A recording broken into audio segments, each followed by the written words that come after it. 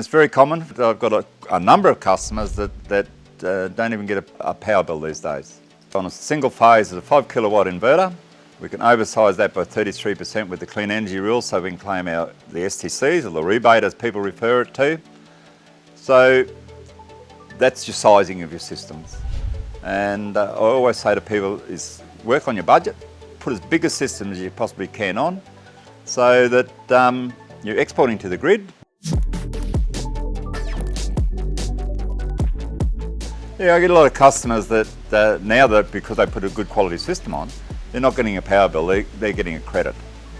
And so the credit builds up, and I was speaking to a lady the other day, they've never had a power bill since the system has been on there, and they got up to a stage of, I think she said something like $10,000 in credit.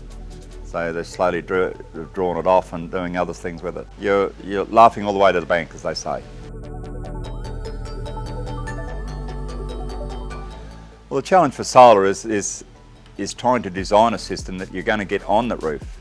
They've got all these fancy designs on roofs, and the only time that a person that owns the house will ever see it if they fly over it or put a drone over to have a look at it. You're going to look at solar in the future is to have it so that it's north facing at around about the 12 degrees.